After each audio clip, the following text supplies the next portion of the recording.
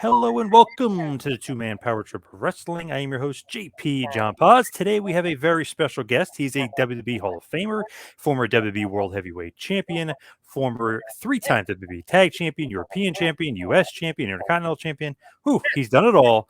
Mr. JBL, John Bradshaw Layfield. Welcome to Two-Man Power Trip. How you doing? John, thank you. I've been looking forward to coming on your show. Great stuff. What have you been up to? What's going on in your world? I've worked in the last, say, 10 years with kids in poverty, and that's what I really enjoy doing. I still work for WWE part-time. I guess part-time is what you call it. I go in every other pay-per-view just about. Me and Jerry Lawler kind of switch out and do the pre-show. That's enough for me to get back and kind of tip my toe in the water. But the main thing I enjoy doing, I work with this wonderful group out of Memphis Inner City Rugby, that works with kids in at-risk, low-income areas, and they do wonderful things using sport as their primary carrot to get the kids in. They have a 100% graduation rate, 100% non-incarceration rate. 100% of kids are going somewhere after high school, either college, military, or trade school. They just do wonderful work. And I'm going to put on a golf tournament there this spring, which involves a lot of my time. That's what I enjoy doing. I've been to Malawi, Zimbabwe, the slums of India. I really enjoy working with kids that are disadvantaged because of where they were born. How'd you get started with that? How'd you get involved?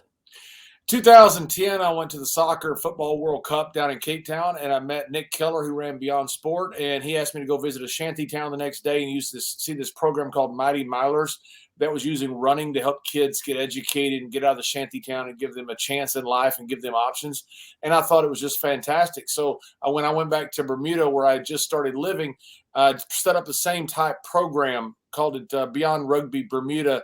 We used rugby as our sport, worked with at-risk single-parent kids mainly, and had really good success because it became a true island-wide initiative. And a lot of people, great people, really stepped up. And through that effort, I got to go do and visit a lot of different programs around the world. I really enjoy it. That's a little bit different than the heel JBL character. I mean, and, you're doing a lot of good stuff. Doesn't seem like JBL, you know what I mean? Who we saw on TV.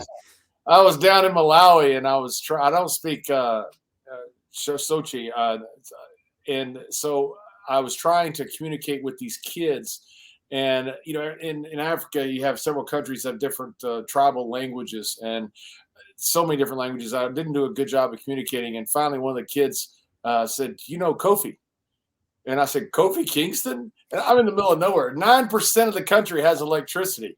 Only 9, and it's one of the poorest areas in the world. But somewhere, it was when Kofi Mania was running wild, and somewhere they had gotten WWE television. And thanks to that introduction from WWE and Kofi, I said, "Yeah, I know Kofi." And one of the kids said, "New Day," and after that, we were able to communicate fairly well. But we got to talk a lot about wrestling. So not much with the heel persona JBL, but I do owe a lot to WWE for opening up so many doors.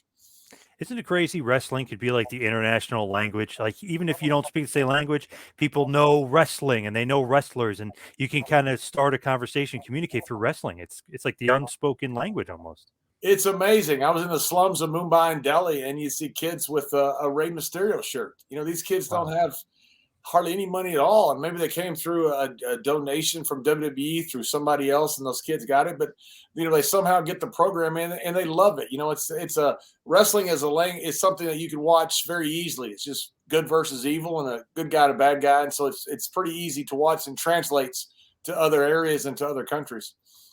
Now, with wrestling, you obviously have a ton of good stories, and so does Jerry Briscoe. Tell us about the podcast and what's going on, because it started off really as a great YouTube show. You guys kind of developed into a great podcast. Well, thanks. Jerry's a good friend of mine. We've had fun telling stories for years to each other, and we're on the thread chain like everybody else is, where you text people stupid memes and, all kinds of stupid stuff. And during COVID, we're texting each other stories. I remember when this happened, or Greg Valentine did this, or Manny Fernandez. And one of the guys said, "Why don't you do the podcast with this?"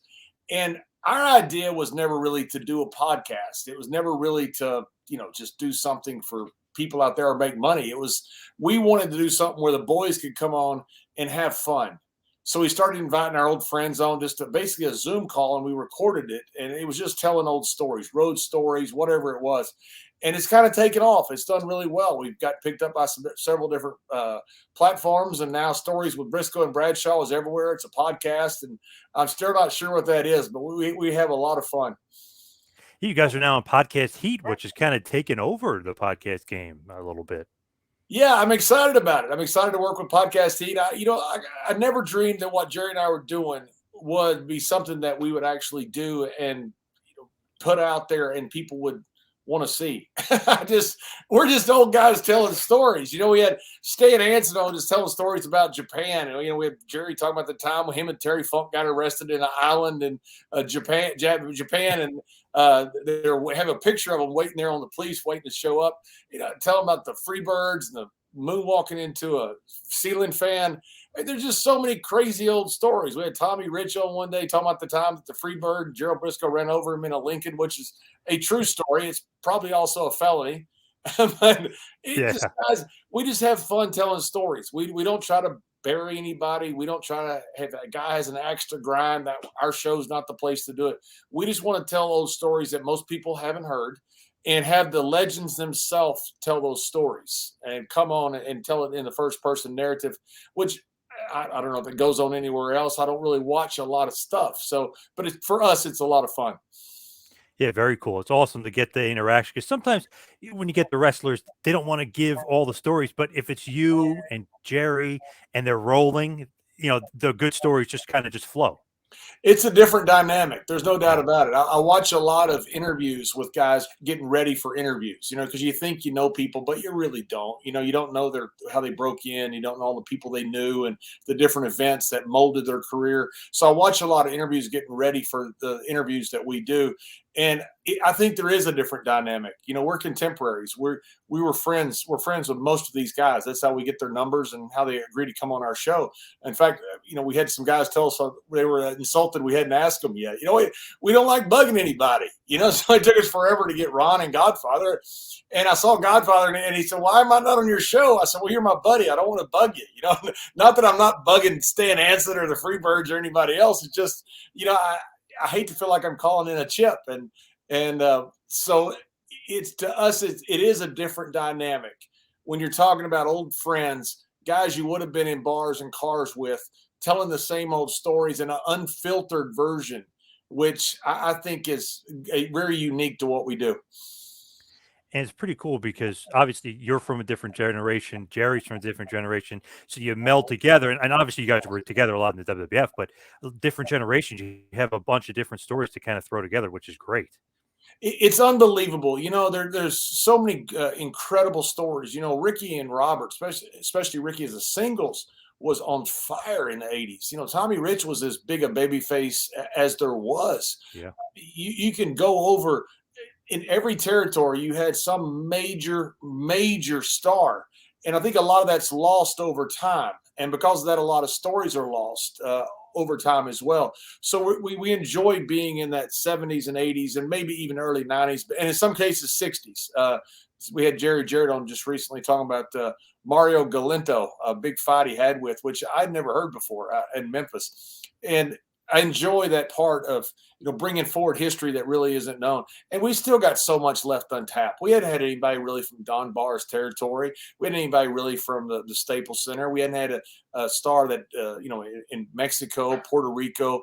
I'd love to have Tony St. Clair on from Europe, who's a dear friend of mine. We had Fit Finley on. But St. Clair was as good a babyface as there was in the world, man, during the 80s and 90s. He and Finley had some incredible matches. And that's stuff we enjoy talking about.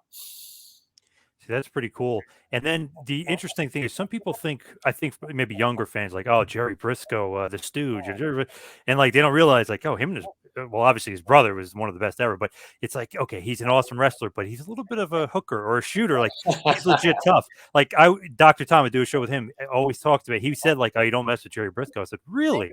And like, is that true? Is that those stories true of him not beating guys up in the back, but he could, if he wanted to, he could beat you up, like Steiner Brothers kind of thing. You get that sideways stare at you after he's had a few beers, and at that point you're in trouble because somebody's getting stretched. Yeah, I tried Jerry. I don't know how many times tens of times. I say thousands, but it's probably tens of times I've tried Jerry. We've had a few drinks. We're out somewhere. One time we woke up and we're looking at each other. We're sitting on a bus in Germany, and he's all scraped up and I'm all scraped up. And I'm trying to figure out what happened. And somebody told us, well, you guys ever get tired of wrestling on the parking lot last night? And neither one of us remembered it.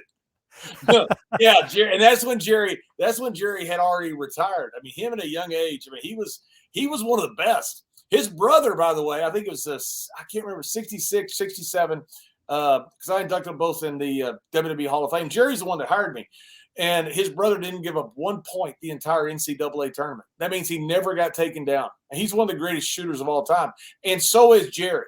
His brother was, maybe a step higher because he was a bigger. He was a true heavyweight. Yep. But Jerry was a hooker, and Jerry was good. He was very good at what he did. Guys tried him all the time, and he loved it. He loved somebody, be in their suits trying to see if they could out wrestle him. I just love those funny stories where it's like, oh, that guy's not that tough, or he played a stooge in WWF, and then it's like, no, he's beating up guys in the back, consistently beating everybody up. He's tough as nails. I love those. Yeah, he consistently beat up everybody. I don't know. I got him a couple times, but it's because I snuck up on him and stole him. I didn't. It wasn't a fair fight. And before he could get me, I ran. So it wasn't. It wasn't like I won and was dominant. I did win, and then he got me back the next 30 times straight. Like Dr. Tom always said, he's like, I'm not really a fighter, but I knew not to mess with Jerry because he'd kick my ass. And it's just funny to hear that. It's like, wow, really? You couldn't get? He's like, no way, he'd kill me. Oh yeah, Jerry was one of the best shooters. And I don't know anybody better. Of course, you had Shamrock later and Severnino that came in, and Shamrock was a different level than the rest of the world. Right. He's the UFC champion. It'd have been great to see MMA back in the 60s and 70s and see Jack and Jerry in MMA. And try to compete and see how they do. And legend-wise, to say with guys like Ken Shamrock, who to me is one of the greatest, if not the greatest UFC champion of all time. If you have that strong wrestling base, that goes a long way. And obviously the Briscoes, of course, had such a strong wrestling base. I would have loved to seen that. And even Harley Race or something, like the guy that tough in MMA, it'd be interesting to see. Yeah, we had Ken Shamrock on our show, which is a real treat. It's just so much fun to hear it. Ken's one of the smartest guys as far as analytical fighting. He knew how to destroy the myth, as he said it, against Gracie. It was really interesting to hear him break that down. Jerry's the same way. He'll tell you how to break. That's one of the reasons I think he's such a great talent scout for WWE. He discovered so much of the talent that is out there today and has been out there the last, say, 20, 30 years because he's so analytical about it. He and Ken Shamrock are very similar in that respect. So Jerry's actually how you got hired from WWE? How did that go? How does he recruit you? Is he watching you in CWA and with Otto Vance? Does he see you in Texas? Where does he actually see you? He saw me with Savio Vega in Bethlehem, Pennsylvania. It was Bruce Pritchard and Pat Patterson somehow got a tape that I'd sent them a tape years before, and literally a couple years before, and somehow they got to it. And somebody told me we were in Bremen, Germany. It was cold as it can be. I was working for Otto up there, and Otto and Peter both ran Bremen together. I think Peter ran Hanover by himself, and Otto ran Graz by himself, and then Peter and Otto both ran Vienna together. So we're at the end of the tour near the Christmas season, and I got to tell somebody told me, said, hey, the WWE is going to call you. And literally it was on a payphone on a street in the middle of Germany. So I don't know how they got the number. I never did even ask. I just couldn't believe that they had found me somehow and wanted to talk to me. And it was Bruce Pritchard. He was there with Pat, and he said, we want you to come through and do a tryout match on the way through. And so I went to Philadelphia. It was snowing, and Tony Gurria threw me out of the back. He didn't think I was supposed to be there and literally threw me out. And I thought, okay, I'll just leave. I was going to WCW next. And it was snowing so bad I couldn't leave. The airport was closed. So I thought, well, I'll go ahead and go to Bethlehem. I went to Bethlehem, met Dutch Mantell, and he goes, well, I'll walk out with you. So he walked out with me, and literally Gerald Briscoe saw me for the first time in the ring with Savio Vega, went and got Vince McMahon. He goes, have you seen this kid they brought in from Europe? He said, he's a big kid, played a little pro football, but trained by Brad Reingens. And he said, we need to sign him. And Vince said, we'll sign him. And that was it. Vince never saw me. Jerry saw me. It was just in a trial match, and Jerry pulled me aside and said, I want you to sign you. He and J.J. Dillon pulled me aside and said, we want to sign you. we understand you're going to WCW. And I said, yeah, I am. And they said, well, give us your word you won't go. And I said, well, you give me your word I have a contract. And Gerald said, yes. We shook hands. And Gerald and I have literally been really close friends ever since. That's great too, because to me, like if they see you, obviously good worker, but it's like he's young, but this guy is huge. Like, oh, Vince would love that guy. You always hear that, like, oh, this big guy, Vince loves big guys. I mean, you just kind of fit that mold. How many big guys from WWF at that point? You know, a little obviously around the same We time, had a but huge locker Duke room. the Dumpster Drosy, Diesel, Yoko, Razor. I mean, all you guys were massive guys. Yeah, you had a really big roster. They got a huge roster now. I mean, you got like I was watching the Royal Rumble. They have not the Royal Rumble, Survivor Series, and they've got like 4 giants.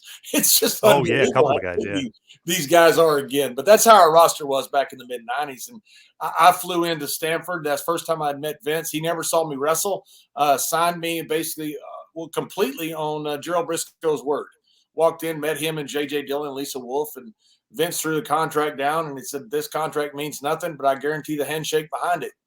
And that's all I need to know. I mean, those contracts back then were, I'm sure you've heard of them. They were 10 guaranteed appearances with $150 guaranteed for each appearance. So it was a $1,500 a year contract. Now, no one made that. I made a good living from the day one when I got there, but the downside was horrible. Vince also told me, he said, and I beat the government. I'm scared of nobody. That's when he just beat the government. And I just thought, you know what? This guy's telling me he beat the government, which he did. I knew he had.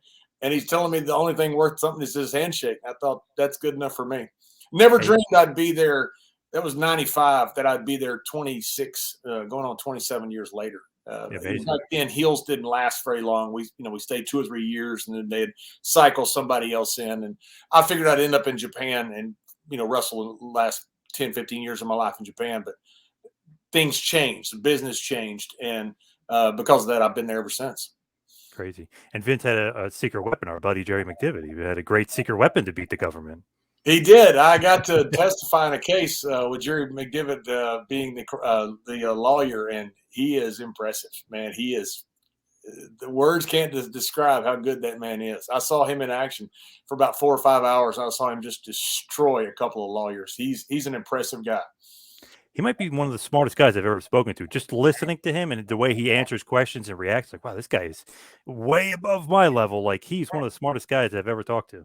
And he's a good guy. Jerry's a really good guy. He's just a nice, affable guy, but he's got that, that Will Rogers type look about him. It's just kind of the good old boy. And, he's smarter than everybody in the room, but he pretends to just kind of, go with the flow.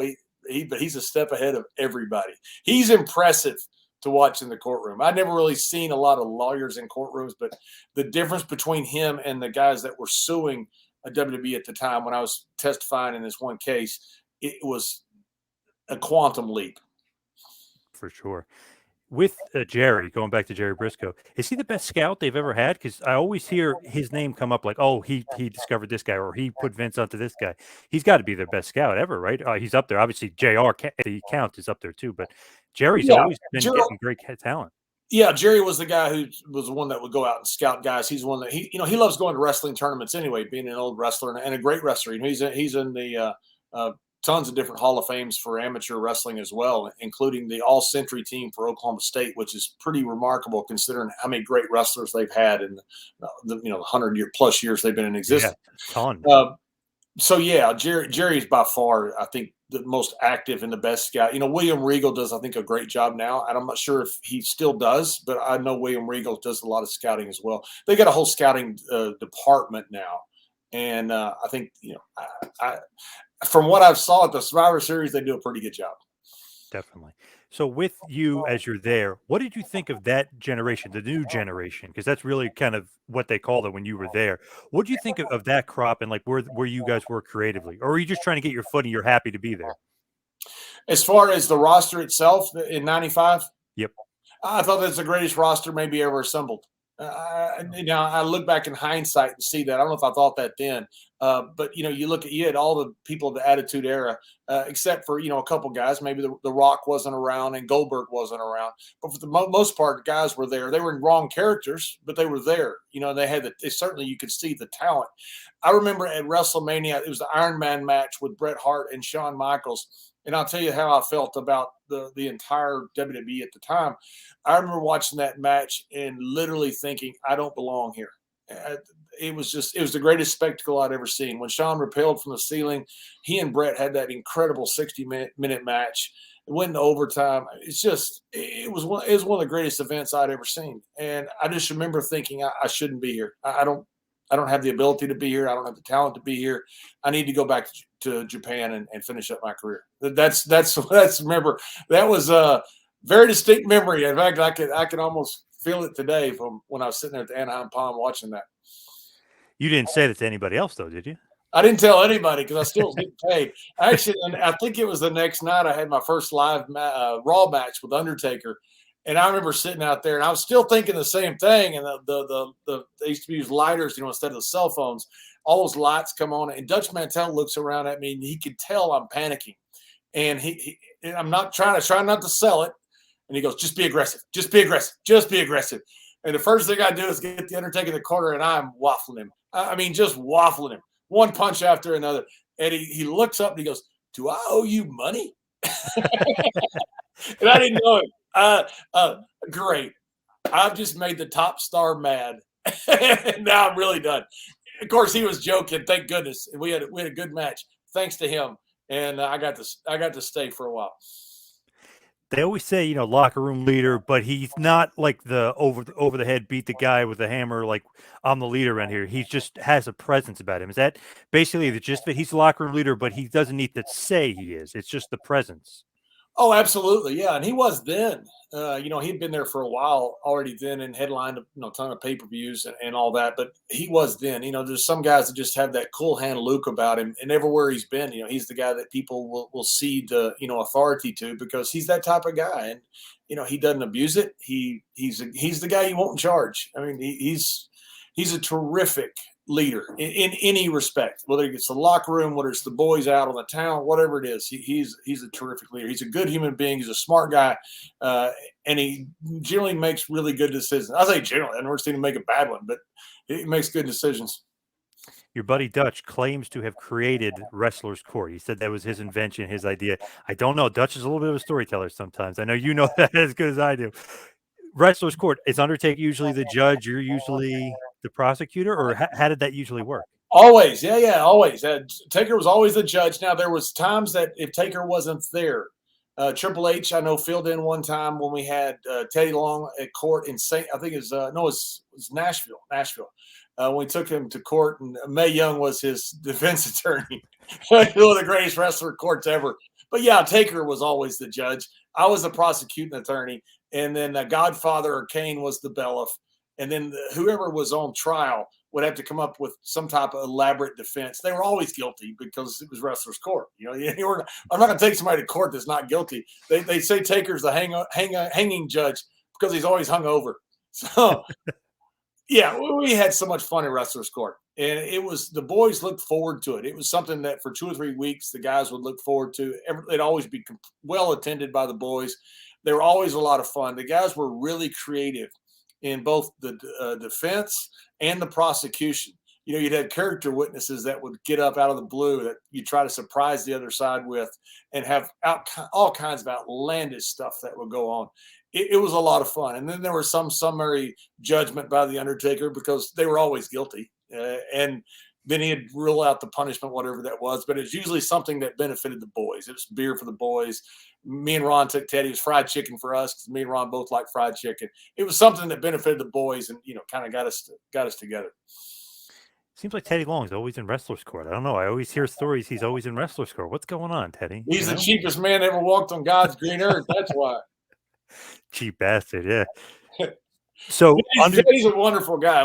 He is so much fun. And when he was in Wrestler's Court, it was the best. When he brought in Mae Young as his defense attorney. And Teddy, what happened is when Viagra first came out, Teddy had some doctor that was getting some samples or something. So one of the boys asked him for it, and he sold it to him. So we took him to court for selling free Viagra to the boys. And then Mae gets up and says, "I don't know why you boys need this Niagara." It was awesome. He's making a profit. He can't do that. He got it for free. That's exactly right. He can't do that. Damn. Teddy rode with me and Ron for years. He still owes us trans for almost every trip we've ever been on. So Undertaker, perfect guy to kind of, be not the locker room leader, but just also the judge. And, he's the fairest, right, of all the guys? He's the fairest, and he's also, probably the most measured. He'd think about it. He's very creative. So he's very creative in both leading the courtroom and also with the punishment phase and all that different stuff. It was a lot of fun. We really enjoyed Wrestler's Court. Are you surprised with Undertaker how, they did a documentary on him? He was so quiet for all these years. I know obviously he's retired now, and that obviously he's probably like, "Oof, now I can stop playing the character. I can open up a little bit." Were you though surprised to see that? Because he was so guarded for so many years. He was so mysterious, to the I am, fans. yeah, I am surprised. I'm very happy about it. He's a really smart guy. I mean, nobody could go that long in a character like that and transform that character several times into several different iterations, end up basically back at square one with the same character after so many years and still be as over as he was from day one without being very smart. He's also a lot of fun. I've played golf with him a ton. I've gone out with him a ton. He's a good guy. And what I love about the fact is now people are starting to see what we knew all along. He wasn't just a locker room leader because he was the top guy for so long. He was a locker room leader because he was who he was as a person. And I'm really happy that people get to see that. He's got a wonderful sense of humor, and he's a really smart guy. He's very interesting. I'm glad that he's jumped out of that character and allowing people to see him for himself. And I'm sure he enjoys it, because he never got to do that. And that's a burden, to go do an interview and, okay, you got to stay in character. You can't be yourself. You can't be entertaining. If something funny pops into your head, you can't say it because that's not in character. Now I saw him with Kevin Hart doing something cold as balls or something. I just saw a clip of it just before I came on the show. It looked hilarious, and good for him that he's getting to do that. Yeah, it was like during the pandemic, you had the last dance with the Bulls and the last ride with the Undertaker, both done so well. But it was like, wow, it's such a cool experience to, we didn't really know. I mean, we saw the Bulls, but to get that backstage presence for them, but then to really get behind the scenes with Undertaker, who never did interviews and stuff before, that was so fascinating. Great job by WWE production. He told me a story one time. I never heard it tell anybody else. He he never let anybody see him sell. No matter what happened. When he had the ear cut off in London and flew back. That's one of the reasons that he choked out Kurt Angle was because he didn't want to hold the boys up on the charter. So he waited till he came back to have surgery on his ear, which that's pretty cool to do. You wonder why a guy's the locker room leader. You lead by example. And that's when he was, messed up on pain and all kinds of stuff. He looks up and Vince and Kurt are wrestling and he grabs Kurt from behind. And, that's the famous story of him and Kurt Angle. But he told me a story one time. He came into TV and he was hungover. I don't know if him and Godfather had been out all night or all month, but he decides he's going to find a place to lay down. He goes into one of his caskets. So he lays in one of his caskets and he goes to sleep. Well, those things aren't made for air, as Bobby Heenan always says. So he wakes up a little bit later. He's hot, he's sweating, and he opens up the casket. And he realizes in the meantime, people have gathered around the casket just talking. No, it had nothing to do with the casket, just backstage talking. And there are people that were guests of the show, not internal people. And as he realized what it was, he threw the casket open. He sits up, gets out, walks off, and leaves. And they're looking at him like, "Oh my God, it's real.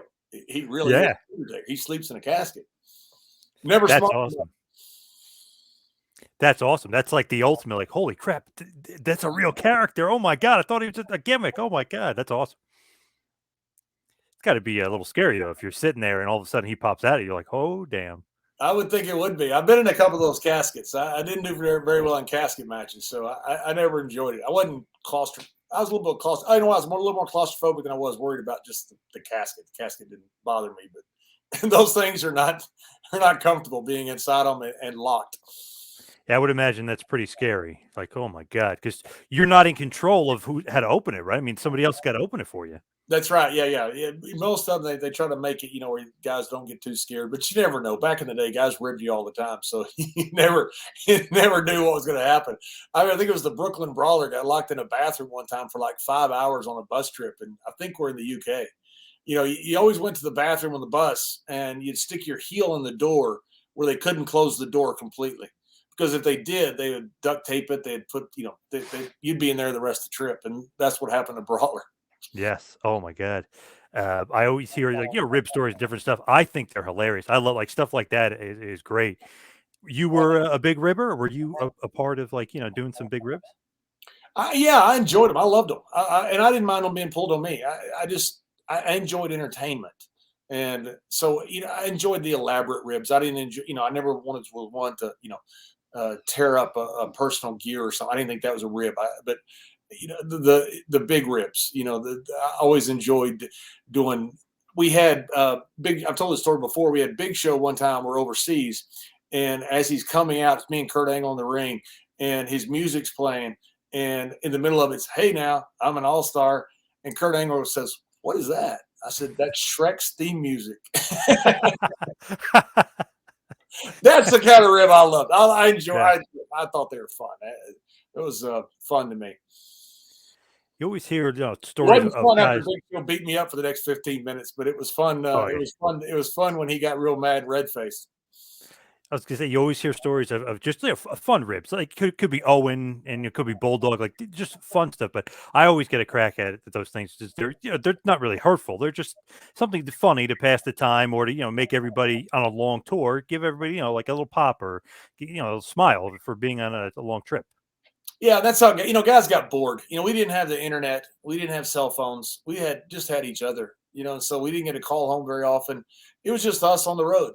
And, you didn't have the proliferation of cable TV like you have now. And so when you got to the hotel, everything's pretty much dead. Sports games are over and there's not much to watch. And so guys just were craving entertainment. And that's how a lot of those ribs started. I never enjoyed the ribs. And thankfully, I never got it done to me. The cutting of the ponytails or the loss of the eyebrows, yes. Which I always figured they'd get me with the eyebrow, but nobody ever got me. So I was happy about that. And I wasn't one that would do that because I didn't want that done to me. Yeah, there's the infamous 1-2-3 Kid, his Hasbro figure. If you look at the cover, he has no eyebrows. Apparently, Mr. Perfect got to him before they did the shoot. Guys used to put Band-Aids over their eyebrows when they travel on long trips, so the guys would have to take the Band-Aids off to get to them. They figured they could wake up if that happened. It was a tough world back then. I mean, guys were always pulling all kinds of ribs. You name it, they would pull it. I did have gear missing several times. Bull rope be missing, and then I'd find it in the back with a rose on it. It's good. I mean, come on, stuff like that's not worth getting upset about. In fact, I'd rather people be doing that than sitting on their phones doing nothing. It's amazing, with you, like you mentioned, how long you've been in WWE, really 20 plus years. You went from the new generation era to the attitude era where, you and the APA, acolytes first, but they put you and Ron Simmons together. What a change. Kiddie stuff, adult stuff, hard hitting. I mean, the attitude era, that's like my wheelhouse as far as just growing up being a fan in that era. Attitude era, you can't really beat it, but you had to be there. Yeah, you did. It was an incredible time. I really thought I'd missed the era of WWE when I got there. Just like I thought I'd missed it in Texas. I got to Texas after the Von Erichs had their incredible run. Right. And, we were still selling out Sportatorium, but mainly they're giving away free tickets, just to get beer and parking, and so payoffs weren't that good. And it wasn't the heyday anymore. It wasn't the heyday of Kerry and Kevin and the Freebirds. It was just kind of hanging on. And then I went to WWE, and I felt the same thing. I thought, man, I missed it all. This was after Hogan and WrestleMania 6 with the Warrior, and the Warrior had left, and business was terrible then. I mean, absolutely horrible. We couldn't give away tickets. And the guys that were on top then were on top later. So it wasn't them. It just everybody was in wrong characters, and the Attitude Era hadn't started. And then when that happened, it was an unbelievable time. Every building that we put Steve Austin's name on sold out. It was unreal. Now we had an incredible cast around him, from the Undertaker, and then just shortly after was The Rock, DX, the great tag teams. But it was an incredible era, and it was crazy television. It was whatever you wanted to say. I remember one time somebody asked, "Are we on delay?" And he said, "Yeah." And he said, "GD." It was like, you got to be kidding me. You don't even have to ask to clear that. I remember somebody used the F word one time when they said, "Are we on delay?" And I thought, you don't even have to clear that. I mean, it was crazy time. It was really fun television. It was the guys being incredibly entertaining and creative, but it's also creative pitching ideas and laying the groundwork for the guys. So it wasn't just the guys, coming out with incredible promos and different stuff. They were creative guys, but the creative at the time allowed them to be able to do that and set the table for them to be able to do that. It was an incredible time in wrestling history that I don't think will ever be replicated. And you had to be there. I hate people who go, "Oh, if you go back, it's not as good." No, you had to like live it and be in the place. I mean, I used to just go to random house shows with my buddy and they'd be sold out. We were just talking about the other day in Philly, random Sunday night heat taping. 20,000 people were there because Austin was in a dark match against Rock, Undertaker, Kane, and Boss Man was the referee. We had to go to see it. There's 20,000 people sold out. I mean, you had to be there. We had on Sunday Night Heat one time, Tommy Blancha was the writer, and he was just incredible. He and Brian Gewirtz was a terrific writer, really creative guy. Tommy, though, did a lot of the Sunday Night Heats, and he would do a thread throughout the entire show. And we did a 4.1 one time when me and Ron, I think, were chasing Tie and Tie. A 4-1 on Sunday Night Heat. And it wasn't even a major show, not even close to a major show. You couldn't do that now on a major network. It's just a different time. Obviously, television is different. How you watch stuff is different. Social media didn't exist. The internet existed, but not in the form that we have it now. But what an incredible time to be able to draw that kind of ratings on a minor show. Crazy. Where did the APA come from? Because obviously you're the Acolytes. You're with the Ministry of Darkness with Undertaker, but then you become the APA, the Acolyte Protection Agency, and you and Ron are just like, scene stealers, killing it. It came from Vince McMahon seeing me and Ron drink some beers on my birthday. My birthday was, I don't know when this airs. My birthday is November 29th. So we taped. Happy birthday, by the way. Thank you very much. And we were in a double shot, not a double shot. We had a shot in Philadelphia, and then we're driving down to Baltimore. And I'm with Godfather and Ron as usual. And I think Teddy, either Teddy or Flash Funk. And we have a few drinks on the way down. It's my birthday. Everybody's celebrating, having a good time. And me and Ron get down to the bar. We rarely ever went to the TV hotel just because, it's not good form to go to the TV hotel. Too many people repeat things and things get blown out of context. So me and Ron usually always went somewhere else, but we didn't have anywhere else to go. We go to the TV hotel. The next day, Vince McMahon calls me in and says, "I want to put that on television." And I said, "Put what on television?" He goes, "You and Ron." He goes, "That's what guys do." He said, "You're sitting around just having beers, telling stories, having a great time." He said, "That's what guys do." And he said, "I'm going to call it the Acolyte Protection Agency. People are going to hire you guys to beat up people for beer money." And that Vince came up with the whole idea. It was all him after seeing me and Ron on my birthday in Baltimore. That's awesome. And true to life then, you know what I mean? That's the best character sometimes. We had no script, and again, I want to reiterate this, that, it wasn't that the writers at the time were bad. They were great. And they would give you basically a theme and an outline. And then, we would fill it in. So whether it was Tommy or Brian, whoever it was, they would allow us the ability, because they knew that, how are you going to write for two big Southern guys, that you have nothing in common with. And so Ron and I had so much fun with those. And when we had guests that would come in from Mr. T to Rebecca Romaine to LL Cool J, to The Rock, The Undertaker, all these guys would come in and want to do something with the APA. And we just had fun. It was just a fun time for us.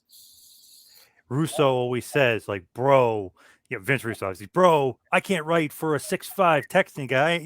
I'll give you an outline, but you're the one that comes up with what to say." I think that's like the best wrestling. It's like, okay, we can give you a bullet point or with direction, but we can't cut the promo. You're JBL or you're Ron Simmons. You guys are the characters. Yeah, and the business has changed. I'm not bashing the current guys. I think what they do is great. I'm not going to be the old guy that says, "Oh, our generation was better." I don't know if our generation was better or not. Every generation tends to say that. I've always swore that I would never be that old, bitter guy that said my generation was better. These guys are fantastic. Our generation can't read scripts. So it wasn't really the option of doing that. Our guys, I grew up broken in the territories. No one had a script.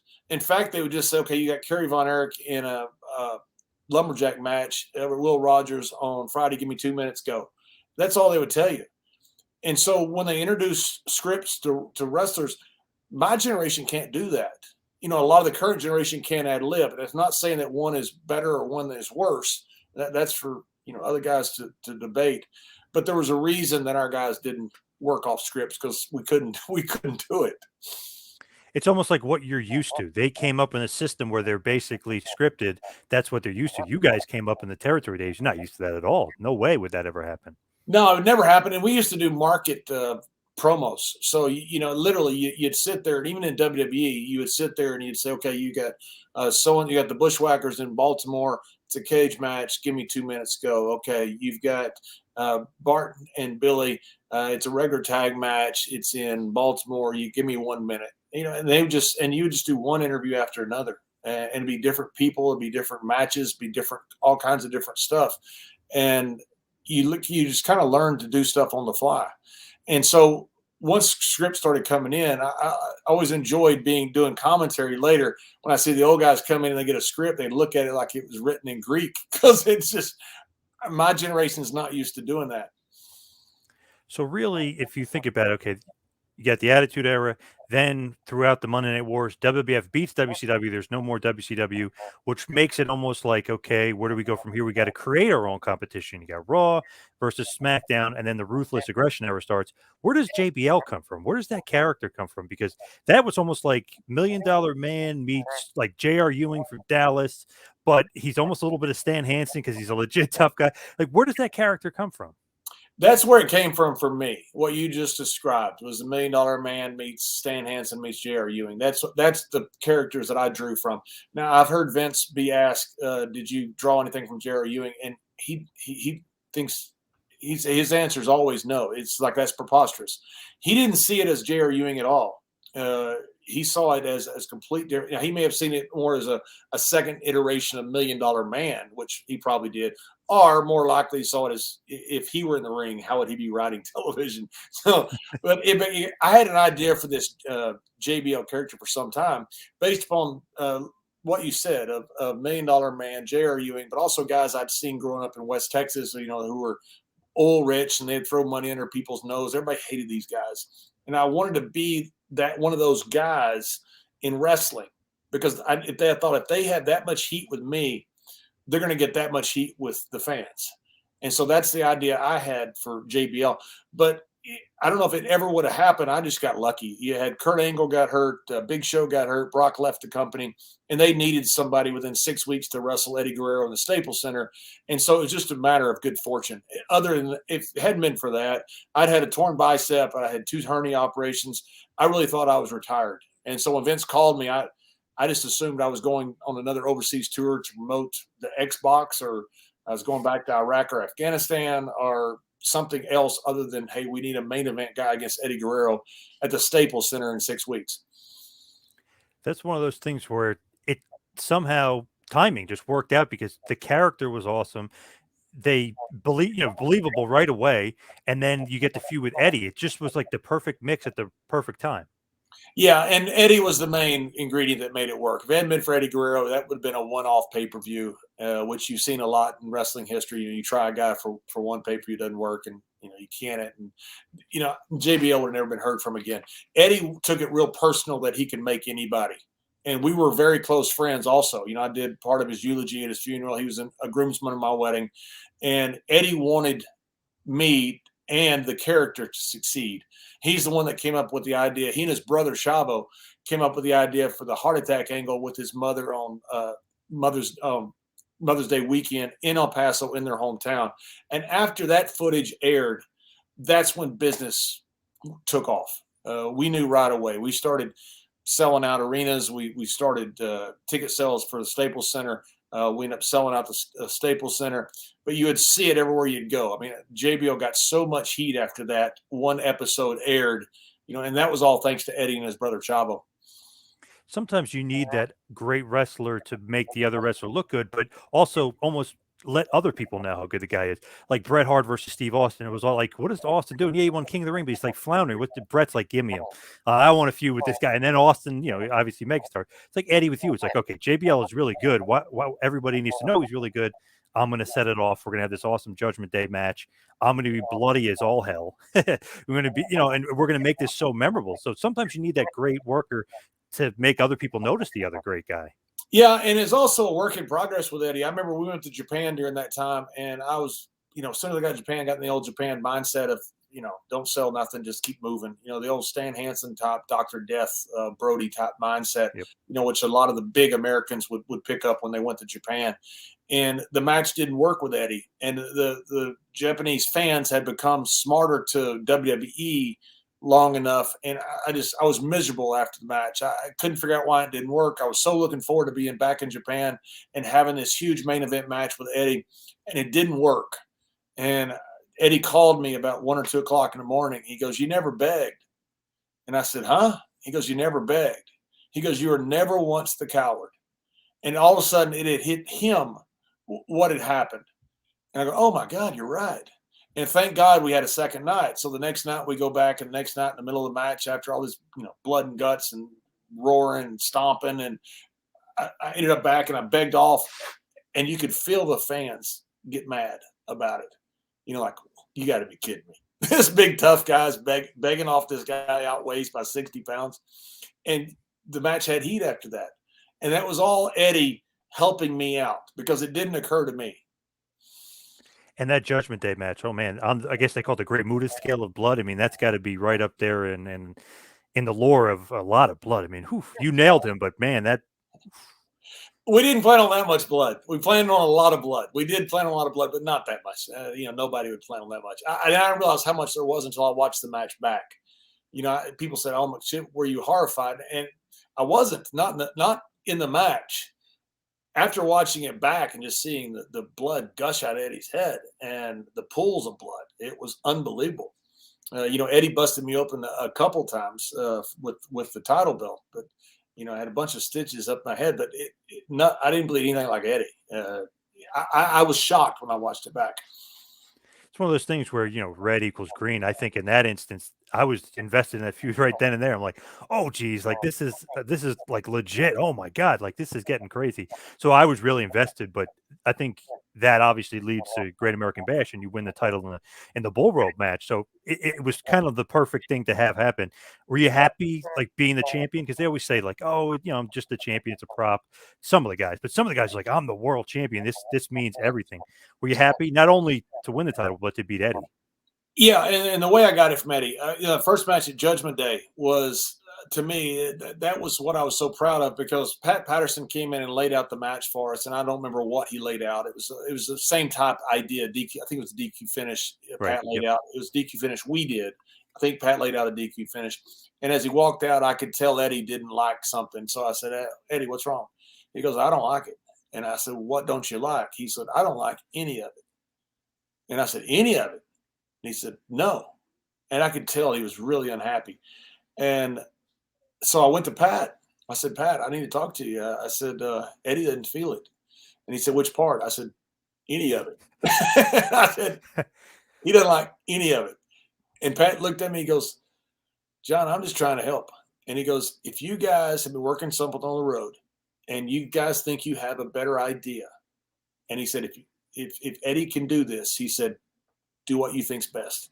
We went out there without a finish. We went out there without one spot called. We went out there without anything. I mean, it was unbelievable. Wrestling Eddie couldn't go over match in the back. A lot of guys couldn't.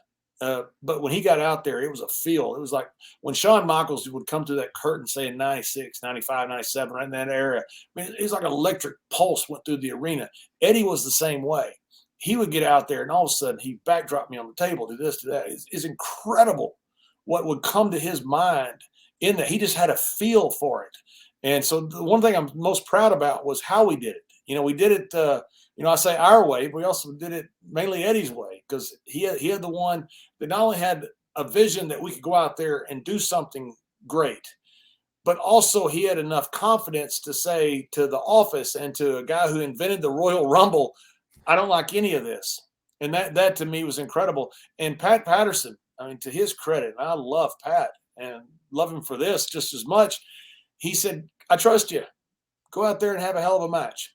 And so we did. And so when I got the championship, if I'd have got it younger in life, I'm not sure I would have appreciated it as much as I enjoyed it having it then. I really enjoyed every day of it, and I enjoyed every day with Eddie. I wish we could have worked longer. I wish he'd have lived, and we could have had another run together, which we would have. As you do, always bring stuff back and do a retro throwback. But yeah, I really enjoyed it. And one of the reasons I say I enjoyed it because I got to work with some of the greatest talent in the world. If I had been out there trying to pull teeth with guys who couldn't work, maybe it'd been different. I mean, I got to work with Undertaker, Booker T, Cena, and he was great then. He was great when he first came in. I got to work with so much great talent that was really pleasurable to be able to do. I was gonna say, then you become a wrestling god. 300 days. I think it was 280, but basically 300 days as champion. But I love that gimmick. It was so good.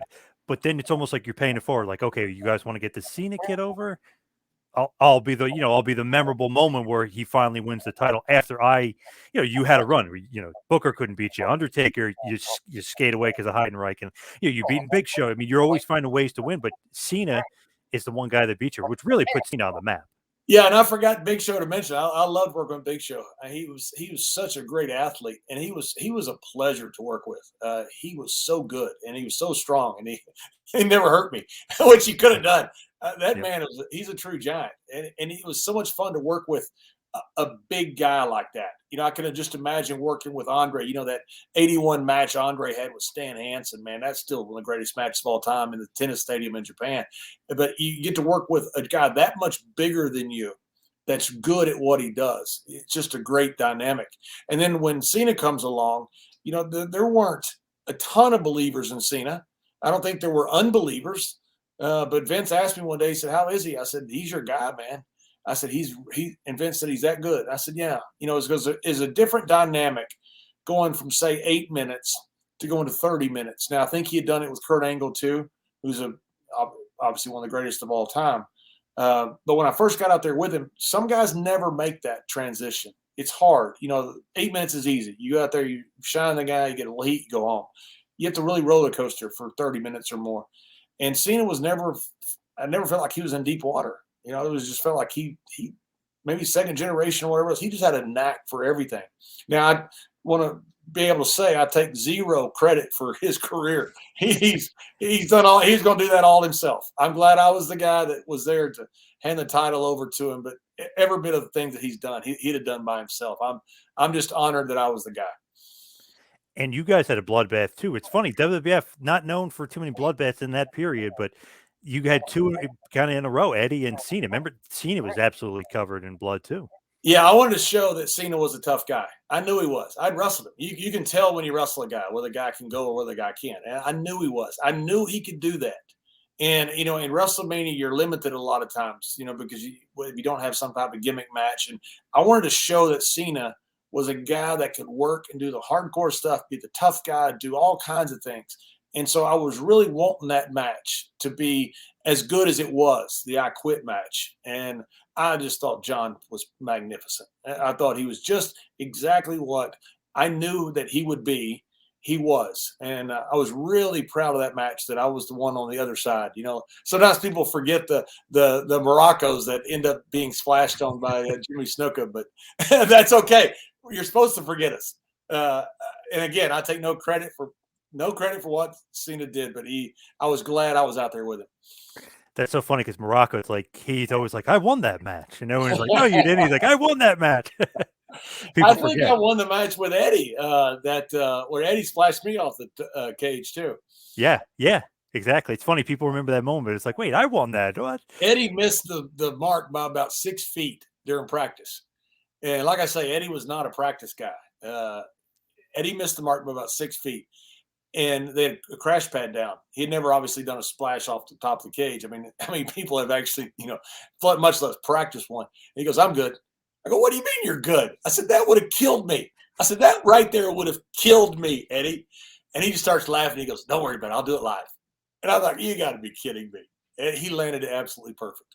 And if you'd have seen his rehearsal compared to the live, you would have looked at it and thought, "Why in the world are you dumb enough to lay there?" And I trust Eddie. Eddie says he can do it, and he did it, and he took wonderful care of me. His brother had actually told him to clasp his hands because it distributes some of the force, and because he's worried about breaking his arm because he'd done that before off of a frog splash, and so his brother did give him a little help, and he had a little extra padding, but I was still being the one that watching this. He was a big guy.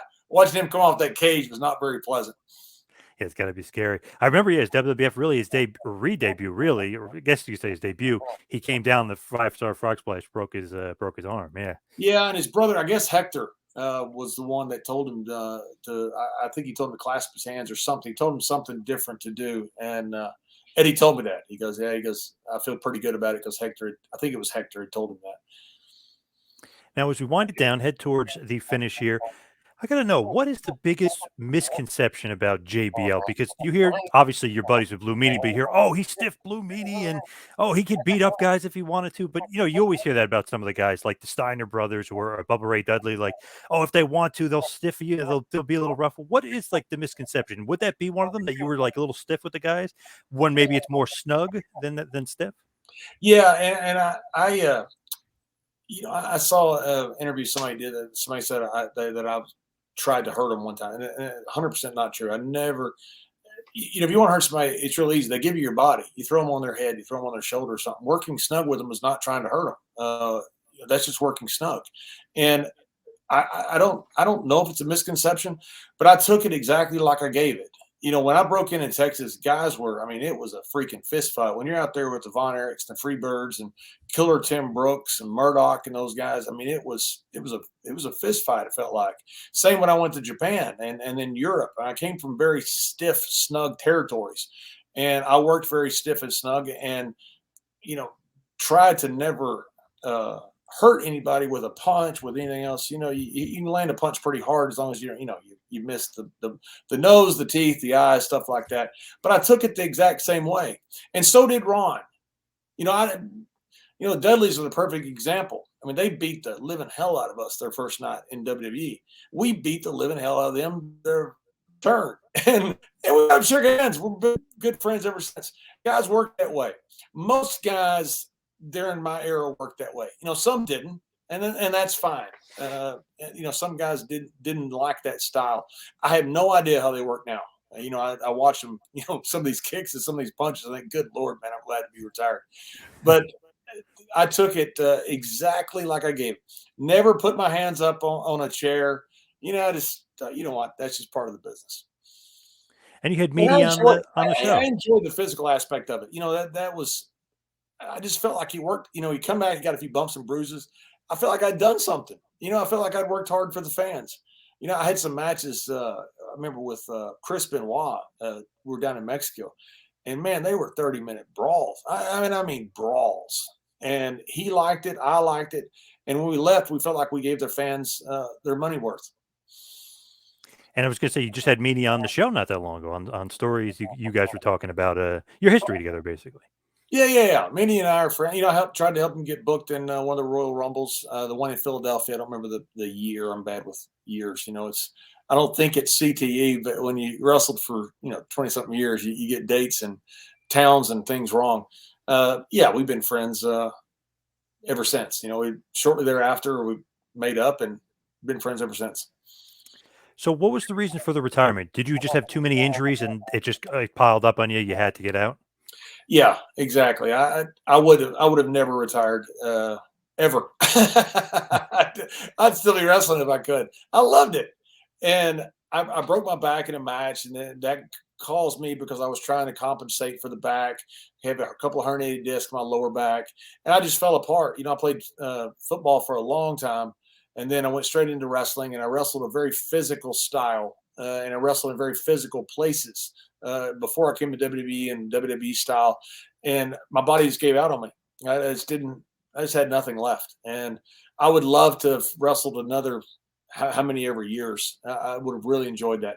But then I realized I couldn't do much, and I thought I got to do the right thing, and that was very important to me to do the right thing. And so the WrestleMania was coming up in Texas. The Von Erichs were going in the Hall of Fame.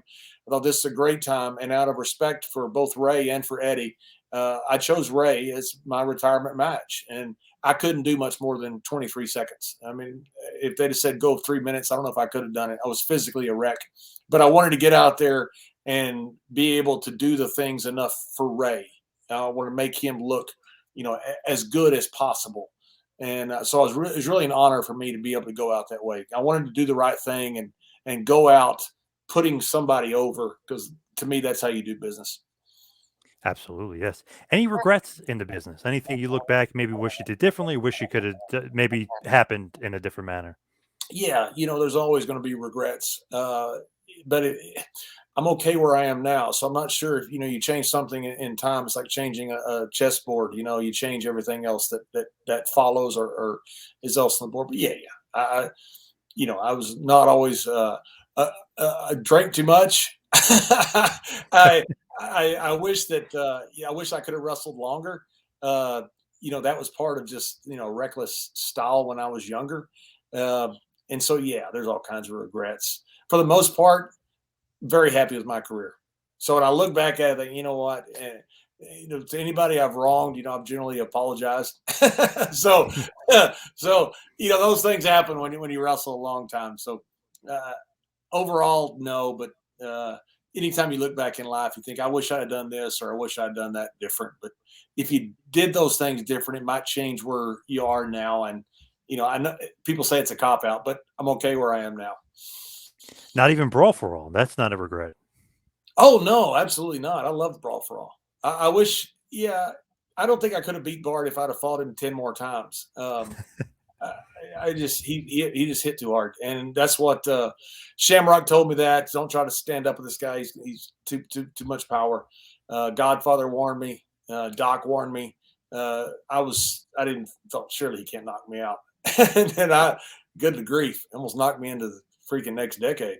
But no, I don't regret it. I had a really fun time, and I won 3 fights. Trained really hard. I've never done training like that in my life, and so to me, it was. I had a pleasurable experience out of it. The fight with Bart, I don't know what I could have done different. I don't think I could have beat him if I'd have fought him 10 more times. That's one of the things people don't realize. Like, that guy is tough as hell. He knocked out Dr. Death, Steve Williams, for Christ. Oh my God. Like, this guy is tough as nails. When they came up with the idea, Bruce Pritchard called me on a Thursday and said, "Hey, you want to be in a shoot fight on Monday?" And I said, "Why would I be in a shoot fight?" And he said, "Well, we got a tournament." I said, "That's the dumbest thing I ever heard." And I said, "Why would you do that?" I said, "You're going to have somebody win it that you don't really plan on winning." I said, "Dr. Death is not going to win this thing." And he said, "Well, that's okay." And I said, "Look, Doc's older. Doc's had a ton of concussions. He's been knocked out several times. He's almost killed himself in Japan. Doc's not the same Doc he was 10 years ago. That'd have been Doc 10 years ago. Yeah, Doc probably wins it. Either, I don't know. There were some tough guys in the brawl. But when I started training right away for it, and I enjoyed the training. I told Bruce, I said, "By the way, I'm going to end up with Henry Godwin in the first match, aren't I?" Because they wanted to see 2 big country boys. He goes, No. He goes, it's a shoot. Sure enough, I end up with Henry Godwin in the first match. Bruce to this day swears it was a shoot, but I have my doubts. Yeah, they definitely. He set it up. Yeah, he set you up. Dr. Death too, though. They should do the UFC style so he can get the grip, to wrestle, rather than put him in boxing gloves. I mean, that would have been different too. Yeah. And nobody knew Bart could hit like that. Bart hit like a heavyweight. I've talked to Butterbean about it since. Butterbean, told all of us afterwards. He went to the WrestleMania party afterwards. Said, "Hey man, I've had 100 pro fights." He goes, "This guy was not going to hit me. If he had hit me, he could have hurt me, but he wasn't going to hit me. I'm a professional fighter." That was the difference between a really tough guy in Bart and a professional fighter. That's a quantum leap. Yeah, Butterbean also said, like, he should have just went crazy and went after. He was trying to actually box one of the greatest boxers ever, and boom, he just got knocked out. It was a mistake on his part. Maybe a mistake by WWF setting up that match, because Butterbean fought Mero a year earlier, but it was there was a work. I mean, they didn't really kill each other, so they maybe should have. I don't know. Yeah, I think they thought they had a title that they could defend, because they asked me before the championship match, "Would you fight either Butterbean or Tank?" And I'd never owned a home before. I'd lived in different places around the world, and I was getting $5,000 every fight I won. And I got Bart and I were going to split $100,000 for the championship, 75 to the winner, 25 to the loser. I wanted to buy a home. And so I'm thinking, if I get by Bart, I got 75 grand plus 15 grand. I got 90 grand. That'll pay for my entire house. It was $84,000. And then I can fight either Butterbean or Tank, and I'll get maybe another 100 grand. So I was thinking about the money. But plus I was thinking about, this is pretty cool to try something that I'd never tried before. And I don't regret going out there against Bart. I worked incredibly hard. I trained my ass off for that fight. I would train in the Lions Den up in Dallas that Ken Shamrock set up with Guy Mesger, 4-time kickboxing world champion. I loved every second of it. I tried hard and went out there against Bart, and I was completely overmatched and outgunned. I don't know if anything I would have done different would have changed that outcome, and I have no doubt that Butterbean would have had a very easy time with me. But I would have enjoyed trying. I would have enjoyed the training for it. I would have enjoyed trying to do something that I'd never done before. So what's like the legacy of JBL? I know you have the podcast now, which is great. You do a lot of great charity work. You were a great commentator, maybe the Jesse Ventura of your time. What's like the legacy, and the wrestling career, obviously the legendary career? What's the legacy of JBL? I hope the legacy, I'm 55 and I just turned 55, and I hope that the legacy over the next however long I get to live. My parents have lived a long time. So I, by going by that, I might have a long life. And if I do, I hope it involves kids in poverty. I hope that, when I'm dead at whatever age it is, if it's 85 or 90, if I'm fortunate enough to live that long, that people say, oh, he did a lot to change the dynamics and break generational cycles of kids in poverty, and set a template, which is very important to me, to try to create a template that can be replicated around the world to break generational cycles, which is a thing that has to be broken in at-risk areas. And I really hope that's my legacy. As far as wrestling, I'm incredibly proud to have been in this business for so long and still be in it. I just want to be known as a good heel. I worked hard, man. I loved it.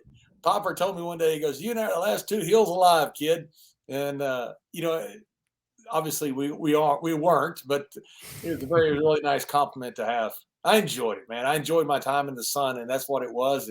And if people look back on that fondly and realize that I did a lot to put guys over, put the business over, and I worked very hard. I just want people to say, I worked my ass off every time I got in the ring. Every single time, because I enjoyed it, and I thought people pay money and they deserve to be treated with respect, and that respect means that if you're tired or hungover or whatever else, you still got to go out there and give them what they deserve, and the fans deserve a lot.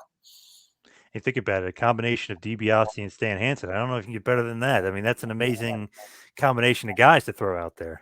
Well, I was with Ted one time. I always tell him I stole his gimmick, which he never denies. And then Alberto Del Rio was there as well. And I said, Yeah. 3 generations of stolen gimmicks. And we all got a kick. Still got a picture with me and Alberto, who I like very, very much. Alberto's such a fine guy. So respectful to both to me and to all the guys that came, from my generation, a little bit older than him. It was fun picture. So where can everybody see the charity work and maybe get involved, and just give us all the plugs? Yeah, thank you. Memphis Inner City Rugby is the charity. You can look it up on the internet. MICR is what they go by in short. And tons of places to be able to donate. I'm going to do a golf tournament this year that's going to have a ton of opportunity to buy memorabilia, to buy merchandise. And they were graded. I'm part of it, but I say they because I don't do the hard work. Shane Young and Devin O'Brien and their incredible group of people do it. They were graded as best return on investment of any charity that one of those groups had looked at. They do wonderful work with their money and really change kids' lives and break generational cycles. And that's the main thing that I do with charity now. I still have interest in what Bubesi Pride is doing over in Malawi. They do incredible work. My friend Gareth Noakes is the CEO of that charity, and they just do incredible stuff. As far as the podcast, it's Stories with Briscoe and Bradshaw. We got a one in the can right now with Honky Tonk that's really good. We taped it yesterday, and it was a lot of fun talking. Wow, Honky Tonk! Haven't seen him in a while. Wow, he was awesome. I'm telling you, he was awesome. I'm not trying to hype up the show. He was awesome. He just had fun and laughed and told stories for about 1 hour and 45 minutes, and it was stuff that I guarantee most have never heard before. That is great. Where's your Twitter and everything else? JC Layfield is my Twitter. Instagram, I've got, I think it's John Bradshaw Layfield. And, I don't do a ton on it. I use it mainly for, promotion and hopefully some entertaining stuff. I try to never be negative. It's hard sometimes when you got somebody that tells you you're an idiot and you suck. And so I just block them. I block a lot of people. Yes, smart move. But JBL, thank you so much for all the time today. Really appreciate it. It's been an honor. John, I've been looking forward to coming on your show. Thank you for having me.